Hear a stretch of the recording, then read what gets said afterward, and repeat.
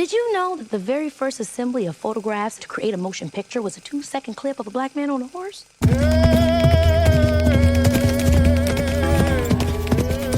These horses, they're everything to us. They tell you when the seasons are going to change, storms coming, when bad people are around, and good people are around. They're teachers, someone you could talk to, your best friend. Some days he's your only friend. When you're feeling bad, they're there. They take care of you when you don't know how. They don't judge you. All they want to do is be loved by you. They protect the little kids because they're so innocent. But at the same time, they're just as nice. Part of them becomes you, and you become part of them. Majestic, Enthralling, Adventurous. The ancient American horse has been forgotten about in the history books of prehistoric American history. But why? The animal and its various species spanned the lands of America for millions of years. The typical depiction of Native Americans and horses has truth to it. But how much of the truth is being told to the public? Is Jordan Peele's movie Nope giving insight into the hidden history of the land of the quote-unquote free? Let's dive in and see. In time, these animals will become so successful that they'll spread all over the world, to Europe, Asia, South America, and Africa. But in their native range of North America, they'll vanish for 10,000 years. And that man is my great-great-grandfather. Great. There's another great-grandfather. But that's why back at the Haywood Ranch, as the only black-owned horse trainers in Hollywood, we like to say, since the moment pitchers could move, yeah, skin in the game. OJ and Emerald Haywood are black Hollywood horse trainers and breeders coming from a rich family lineage. That specific set of moving images is said to be a black man on a horse from Edward Muybridge's Animal Locomotion, plate 626. Plate 626 and Haywood Ranch both equal 63 in the reduction cipher. What could this mean on a deeper level in regards to black people and horses? Were the original American cowboys black? Where does the natural gift of riding horses come from for black people? The Kentucky Derby and Churchill Downs have become American institutions since their debuts in 1875. And countless individuals have contributed to their ongoing growth. Prominent among them are the African American jockeys and trainers who helped build the early foundation of success that now spans nearly a century and a half. 13 of the 15 horses that competed in that first Derby in 1875 were ridden by African Americans. When Oliver Lewis guided Aristides to victory for African American training legend and eventual Hall of Famer Ansel Williamson in that first Derby, the victory was one of 15 by African American riders in the first 28 runnings of the race. 3 of those history-making jockeys are enshrined in racing's Hall of Fame: 3-time Derby winner and national racing hero Isaac Murphy, and 2-time Derby winners Jimmy Winkfield and Willie Sims. Also prominent is William Walker Sr., who was born into slavery and, at the age of 17, piloted Baden-Baden to win the 1877 Derby.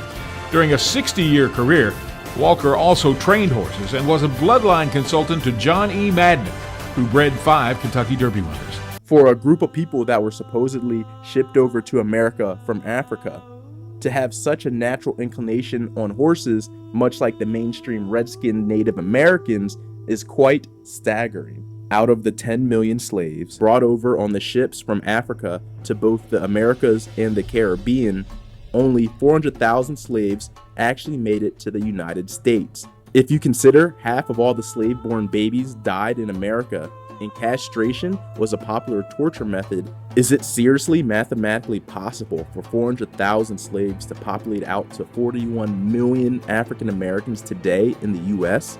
It doesn't add up. According to David Inhotep, PhD's academic and evidence-backed book, The First Americans Were Africans, ancient Africans came to the Americas via papyrus boats through the Atlantic Ocean to Brazil.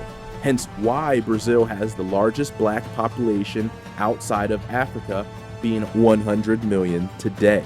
Ancient Africans then went from Brazil up north to Mexico, then the US. The ancient Olmec civilization is the oldest Mexican civilization, and they were black-skinned according to many records with black-skinned gods they worshipped. Continuing to move up north from Mexico, the ancient Africans inhabited modern-day North America for hundreds of thousands of years, with plenty of historical markers proving this to be so.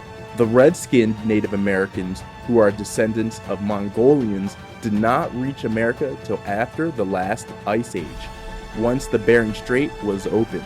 Geologists have complicated matters by suggesting that the Bering Strait wasn't passable until 10-12,000 years ago, with American artifacts being older than that on the East Coast.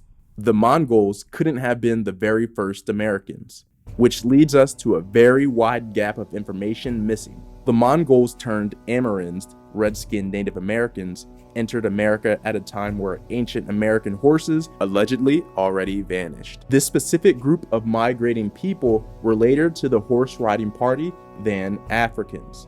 I will elaborate as we go further, but for now, let's move back to black prominence in horse racing in Kentucky and why it's so important to the overall symbology to the ancient American story. Kentucky is the racehorse capital of the world, and the numbers certainly back it up.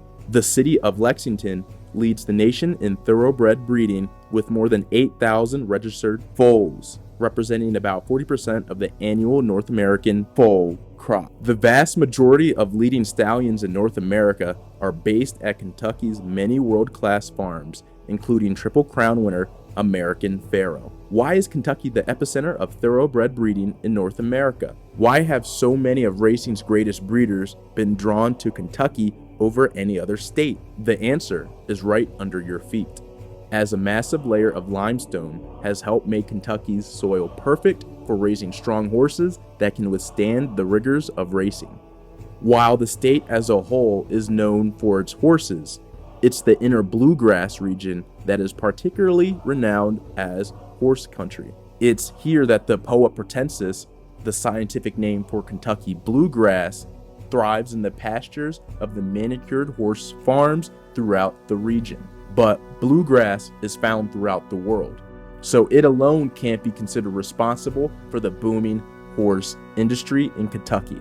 Geologically speaking, Kentucky's land is shaped by limestone, which is rich in calcium carbonate. This is equivalent to horses drinking fortified milk to make their bones strong from a young age. This special region for racehorses produces a thoroughbred that can be sold for $100,000 plus. Mericcopis equals 63 in reduction and 153 in English ordinal, much like the day of the year Kentucky was admitted to the Union. The Mericcopis grew to be 1.8 meters tall, or about 5 foot 9 inches, about the height of an average human male today.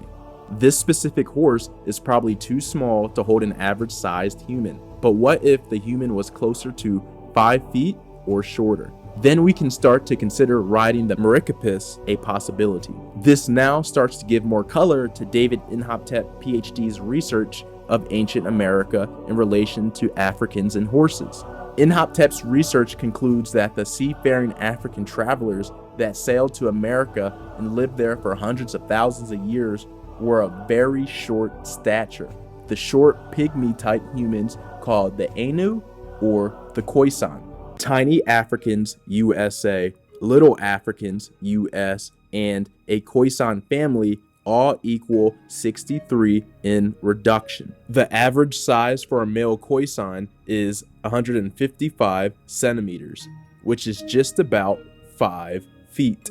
Nearly the perfect size to ride a Mericcopis horse. Short ancient black Americans rode Mericcopis horses equals 222 in the reduction cipher. Can you see the resemblance of the Khoisan people in some of the quote-unquote red-skinned native populations of America?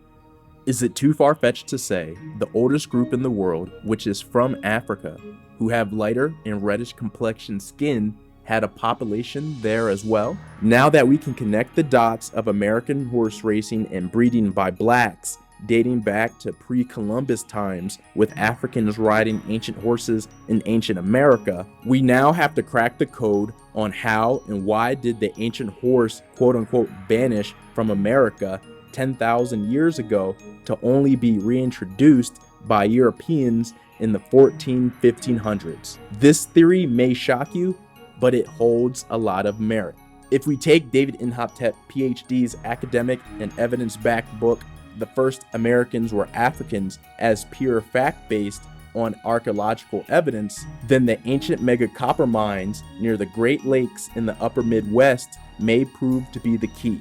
To summarize, the amount of copper mined in the Great Lakes was more than enough to fuel the whole European Bronze Age started by the Egyptians. From the History Channel's America Unearthed, it is confirmed that the copper purity level found at Isle Royale on Lake Superior, Michigan, matches the purity level from the European Bronze Age. It is also confirmed that the Minoan people from the island of Crete were once in America mining the vast amounts of copper.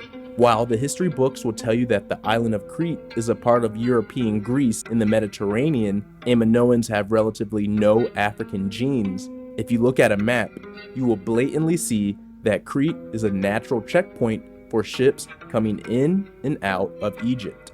Gematria tells us that Minoans and Egyptians mine copper, which equals 333 in English ordinal, and Minoans and Egyptians mine copper, elemental sign Cu, from ancient America, fueling Bronze Age, also equals 333 in reduction. It is not far-fetched that both cultures work together to extract the copper from America for Europe. They used the native horses until they couldn't anymore, realizing they weren't good draft animals. This is where the African wild ass, the original donkey, comes into play, which was domesticated around 6,000 years ago, which is just before the Bronze Age started in 3300 BC. Could it be that the Africans transported the wild ass over to breed with the American horse to expedite the extraction of copper out of these mines? When you mix a horse and a donkey, you get a mule or hinny depending on the gender combination. Mules or hinnies cannot reproduce for the most part, but they are amazing draft animals for industrious work. The Egyptians, more than likely because it's human nature, overexploited the ancient American horse for commercial gain by breeding them with donkeys. Join my Patreon today for only $5 to receive a monthly esoteric documentary on your favorite sports athletes and events. Real, raw, uncut, and uncensored without the limitations of YouTube. Join today to see the other side of the sports world.